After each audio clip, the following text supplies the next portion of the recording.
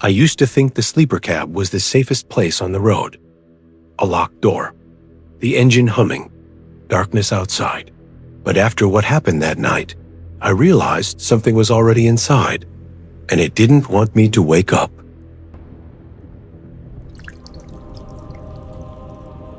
Truckers spend thousands of nights sleeping alone on highways, rest stops, and forgotten back roads.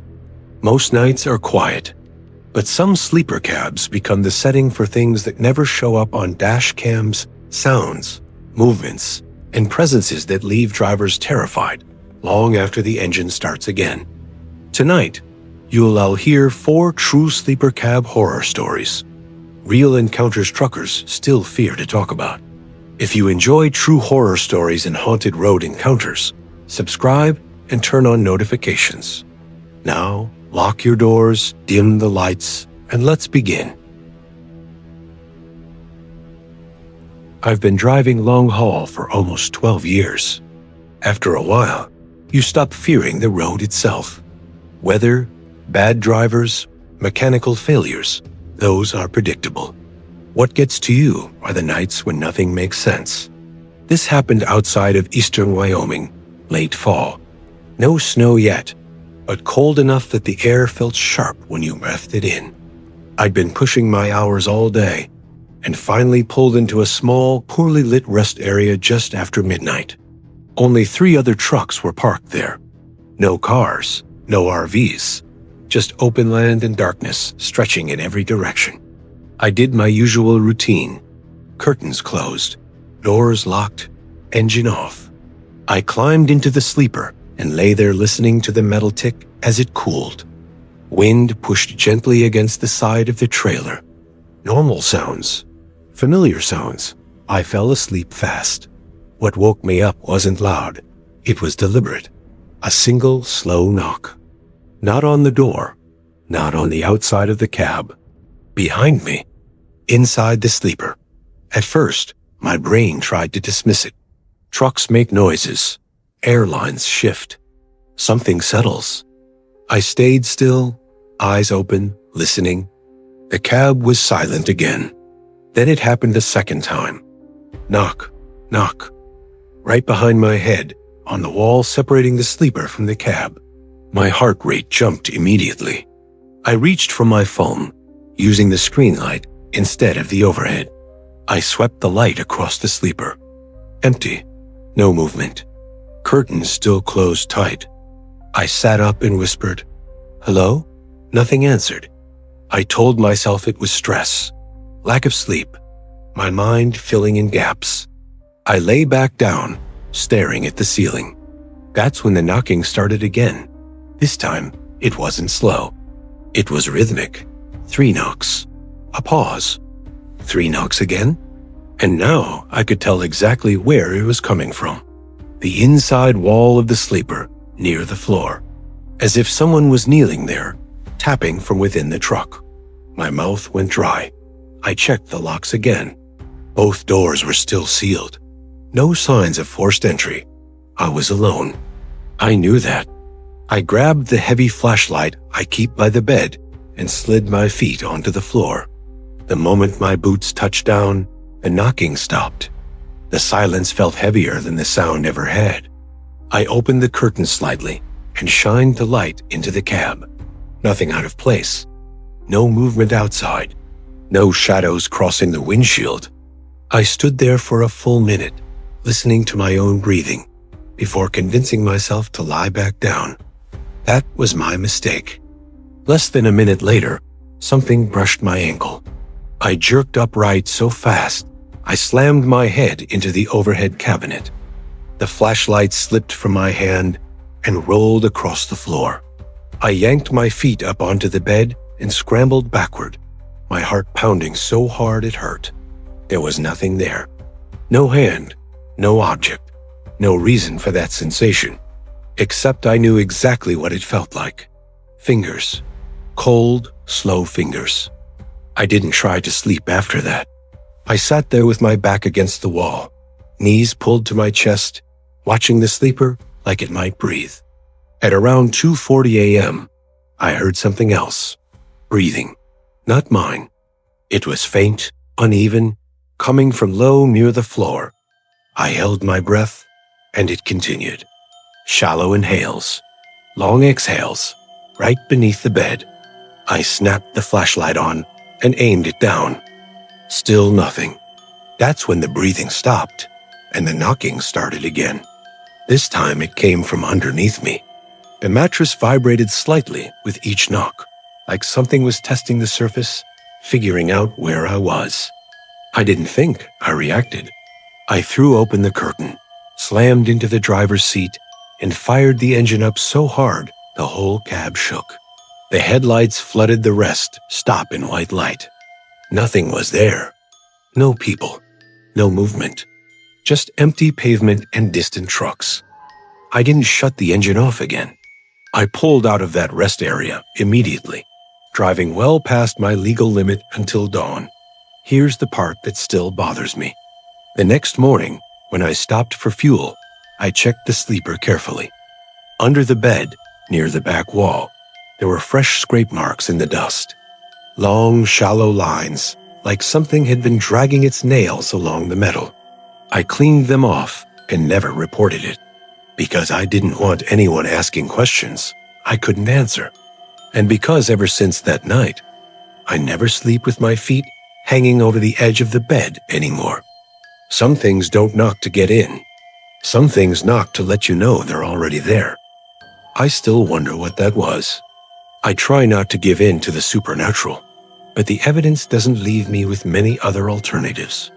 If anyone has been through something similar, I'd like to know, so I don't feel alone. What makes this story disturbing isn't the knocking. It's the certainty. Truckers are trained to identify sounds. Airlines, cooling metal, wind pressure. They live inside these machines long enough to know when something doesn't belong. And in this case, the fear didn't come from imagination. It came from recognition. The knocking didn't come from outside, where danger usually is. It came from within the space meant to protect him. The sleeper cab is supposed to be a sealed world. Locked doors, curtains drawn, no access. And yet, whatever was there didn't need to break in. It waited until he was vulnerable, until he was asleep, until he was still. That's a recurring pattern in stories like this. The activity doesn't escalate immediately. It tests, it taps, it waits for acknowledgement, almost like it's learning where you are, or confirming that you're awake. And the scrape marks? Those details matter, because they remove the comfort of uncertainty. They leave behind evidence, not enough to prove anything, but just enough to make denial impossible. If you enjoyed this story, please like and share the video. If you've ever been in a similar situation, tell us in the comments so we can talk about it. Let's move on to the next story. I've slept in my sleeper cab more nights than I can count. You learn how to ignore the little things. Wind rocking the trailer, engines idling nearby, footsteps from other drivers passing through a rest stop. Those sounds blend into the background. They become white noise. This night was different because there was no noise at all. I was parked at a small truck stop in northern Ohio, just off a state highway that barely anyone used after midnight.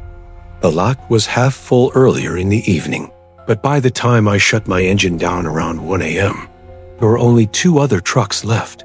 Both of them were parked far from me. I remember noticing how quiet it was. No wind, no traffic, not even insects hitting the windshield. I locked the doors, pulled the curtains tight, and climbed into the sleeper.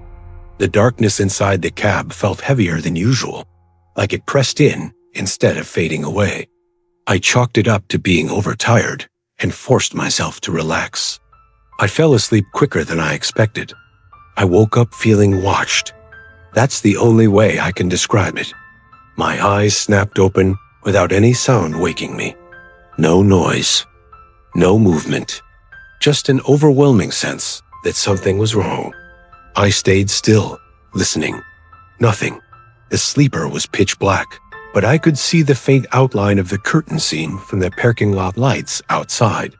Everything looked exactly the same as when I went to sleep. Then I noticed the smell. It wasn't diesel or exhaust. It was damp, earthy, like wet soil mixed with rust. Completely out of place inside a sealed cab. I covered my mouth with my hand and breathed slowly through my nose, trying to figure out where it was coming from. The smell seemed strongest near the foot of the bed. I reached for my phone and turned the screen on low brightness. As the light filled the sleeper, my stomach dropped. The curtain behind me, the one separating the sleeper from the cab, was pulled back just a few inches. I knew I had closed it completely. I sat up, my heart pounding, and stared at that narrow gap. Beyond it was darkness. The dashboard lights were off. The windshield showed nothing but night. I told myself I must have moved in my sleep.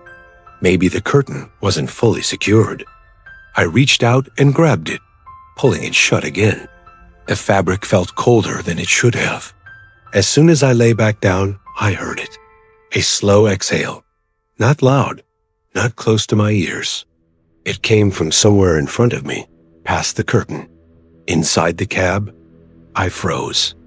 I held my breath, waiting for it to stop. It didn't. Whatever it was breathed slowly, steadily, like it wasn't trying to hide anymore, like it knew I was awake. My hands were shaking as I grabbed my flashlight. I pulled the curtain open in one quick motion and shined the beam into the cab. The driver's seat was empty, doors still locked, no movement outside. But the smell grew stronger. It filled the cab instantly, thick enough that my eyes burned. I gagged and backed into the sleeper, slamming the curtain shut again. That's when the weight shifted. The mattress dipped near my legs, subtle but unmistakable, like someone had leaned a knee onto the bed. I screamed without meaning to and kicked out blindly. My foot hit nothing but air, yet the pressure didn't lift right away. It stayed there for several long seconds before slowly rising, as if something had stood up. I scrambled backward until my shoulders hit the back wall. I didn't dare look down. I didn't dare turn the light off. The breathing stopped. In its place, I heard a faint scraping sound moving away from the bed, toward the cab, toward the driver's seat. I could hear it pass through the curtain. Fabric rustling, a soft drag against plastic and metal. Then the driver's door handle rattled once.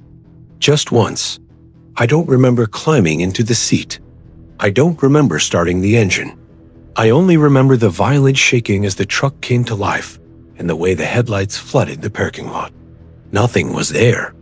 The other two trucks were still parked in the distance.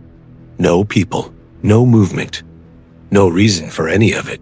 I drove for nearly 3 hours straight. Didn't stop, didn't slow down. Every time I glanced at the passenger seat, I expected to see something sitting there. I didn't sleep again until sunrise. The next day, I noticed dirt on the floor mat. Dark, damp smears that didn't belong there. They smelled exactly like the sleeper had that night. I threw the mat away at the next stop. I still drive. I still sleep in my cab. But now I leave the curtain open. Because whatever was in there with me, that night didn't need privacy. It needed darkness. And it needed me to think I was alone. This story crosses a line that most sleeper cab encounters don't. Up until the moment the mattress dipped, everything could still be rationalized. Fatigue, imagination, stress, the mind filling in silence. That's how these experiences keep you calm just long enough to stay vulnerable. But pressure doesn't hallucinate. When weight shifts on a mattress, when fabric moves with intention, when space is occupied, the body understands before the mind does. And that's why this story feels so invasive. The presence didn't rush. It didn't attack. It settled in. Noticed the pattern again. It waited until the cab was sealed. It waited until sleep. And then it made itself known slowly. Smell, breath, weight. That escalation is important. It mirrors how predators behave. Not just physical ones, but psychological ones too. Test the environment, confirm awareness, apply pressure. And the dirt? That's the detail that lingers. Because it suggests the presence wasn't symbolic. It interacted with the space. It left something behind. The most unsettling part isn't that something entered the sleeper cab. It's that it knew exactly how long to stay and exactly when to leave. Leave a comment below with your thoughts on this situation. I can imagine the fear and dread you must feel at that moment. You just want a few hours of rest, but something won't let you. Like the video if you're enjoying it, and let's move on. There's a rule most truckers follow, even if they don't talk about it. If something feels off at a rest stop, you leave. No debate, no curiosity. You don't wait to confirm it?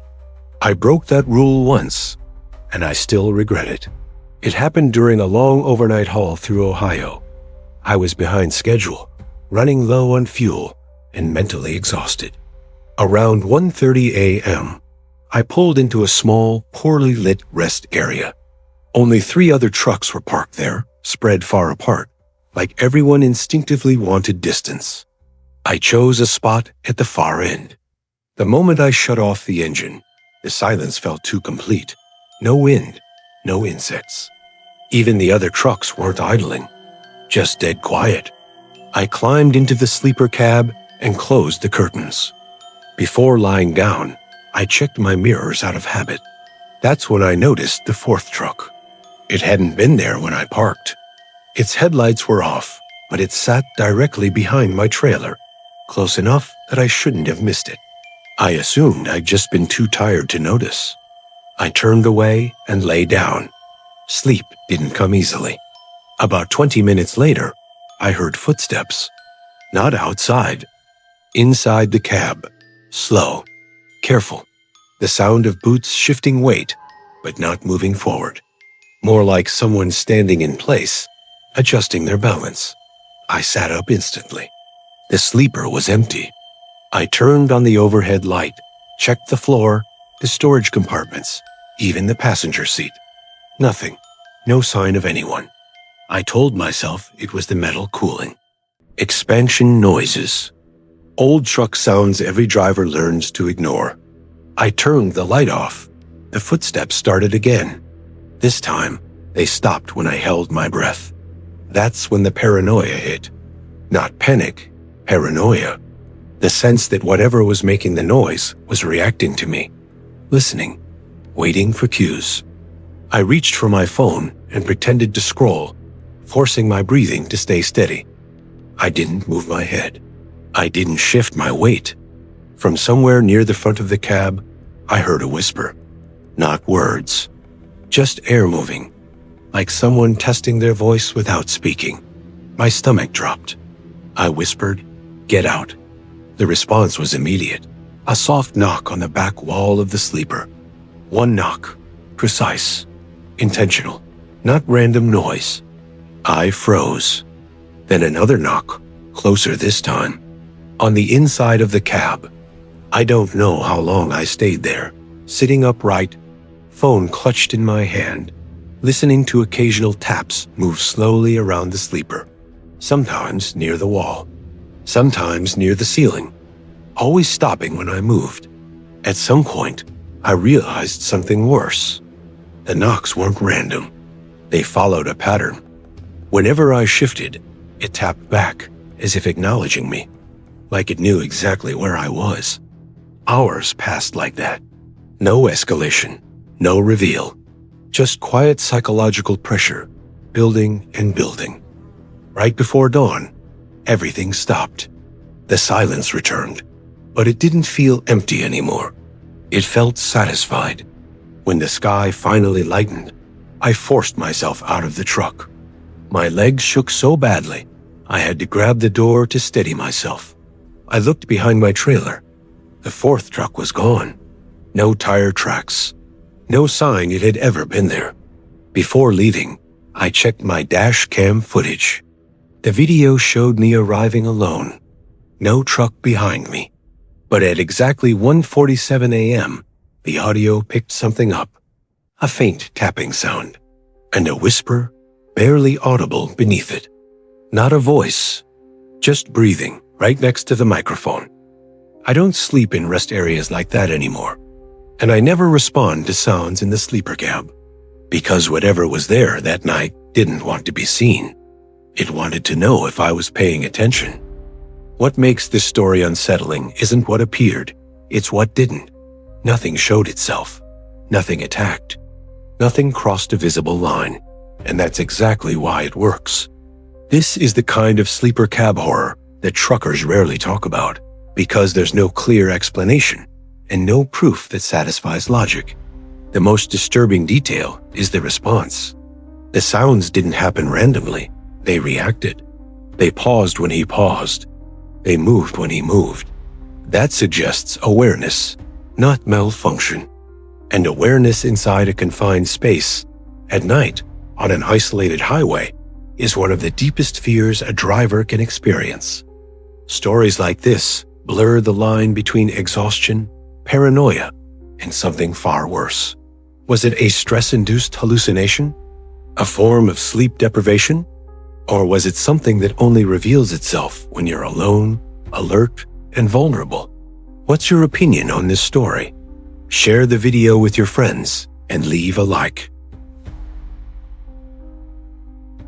I've never believed the most dangerous thing on the road was something supernatural.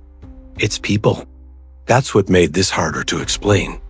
I was hauling frozen food through western Nebraska, running late, trying to beat a winter storm that was rolling in faster than forecasted.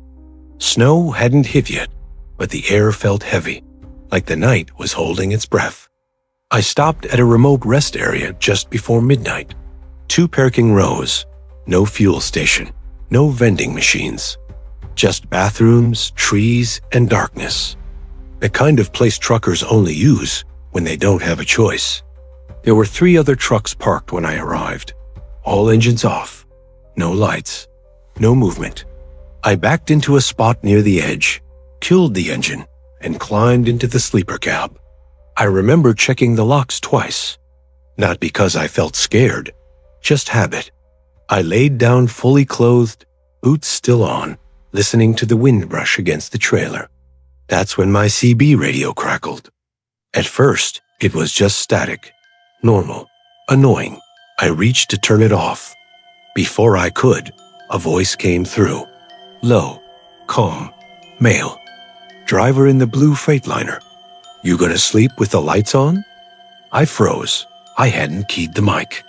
I hadn't said a word on the radio all night. And I hadn't told anyone what I was driving.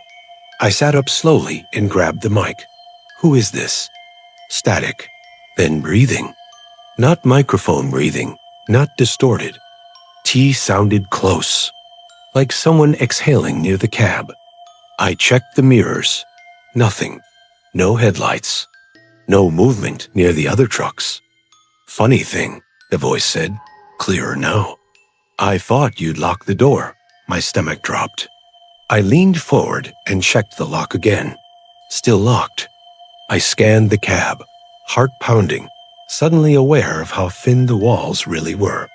You parked crooked, the voice continued. Makes it easier to notice you. I whispered. This isn't funny.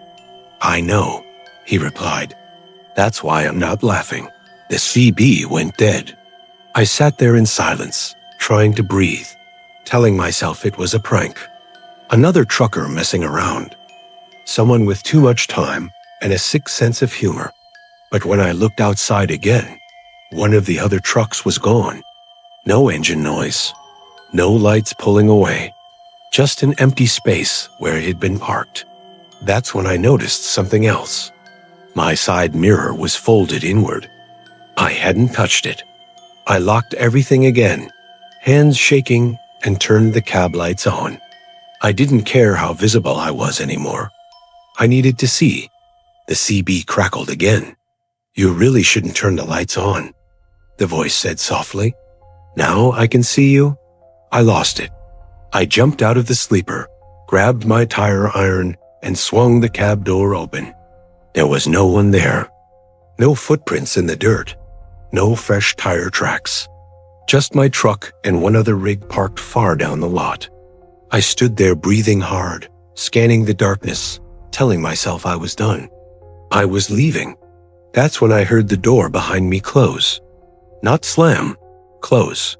I turned around slowly. The cab door was shut. Locked. I rushed forward and grabbed the handle. It didn't budge. The CB inside the truck came to life again. Volume high enough to hear through the door. You always forget one thing, the voice said. You can lock yourself out, but you can't lock me out. I don't remember unlocking the door. I don't remember climbing back inside. The next thing I remember clearly is sitting on the edge of the sleeper, sweating, daylight bleeding through the windshield. The CB was off. The doors were unlocked. And written in the condensation on the inside of the windshield were 3 words, smeared like someone used a finger. You were awake. I left immediately. Didn't check the other trucks. Didn't talk to anyone. I reported it later. They said there were no CB transmissions logged in that area overnight. No complaints. No disturbances. No missing drivers. Sometimes I tell myself it was exhaustion, stress, a half-dream, but I sold my CB radio after that. Because to this day, I don't know if that voice came from the radio, or if the radio was just how it chose to speak. This is the kind of story that unsettles people long after the video ends. There's no creature, no shadow in the trees, no moment where you can point and say, that's the threat. Instead, the fear comes from violation of space, of privacy, of certainty. What makes this especially disturbing is the radio. Truckers trust their CB. It's a lifeline, a tool for warnings, directions, human connection on empty roads. Turning that familiar object into a channel for intrusion flips something deep in the mind. The danger doesn't arrive at the door. It is already speaking from inside the cab. And notice how carefully the voice escalates. First, awareness, then intimacy, then control. It knows the truck, the position, the locks, the habits, and whether it was a real person watching from the dark or something that didn't need eyes at all, the result is the same. The cab was never private. The most chilling detail isn't the message on the windshield. It's that line, "You were awake," because that means this wasn't about sleep. It wasn't about dreams. It was about being seen, fully conscious, and knowing that whatever was speaking didn't need fear to win. It already had access. Stories like these don't rely on jump scares or clear answers, and that is exactly why they stay with you. Every encounter tonight shared one thing in common: isolation, a sealed cab, a dark highway, a moment where logic starts to slip, and you're forced to ask yourself whether the threat was something supernatural or something far more real. Because on the road, fear doesn't always announce itself. Sometimes it watches, sometimes it waits, and sometimes it speaks only when it knows you're awake. If you've ever driven at night, slept in a sleeper cab, or spent hours alone on empty highways, you understand how thin the line is between safety and vulnerability. Now I want to hear from you. Have you ever experienced something you still can't explain while driving or resting on the road? Did it feel supernatural or human? Share your story in the comments. I read more of them than you think. If you enjoy real first-person horror stories like these, make sure to subscribe, turn on notifications, and stay with us, because the next story might feel uncomfortably familiar. On the final screen right now are 2 more videos you shouldn't miss. One dives deeper into haunted roads truckers still avoid. The other explores what happens when you realize you're being watched, and it is already too late. Choose carefully. And remember, the road is never as empty as it looks.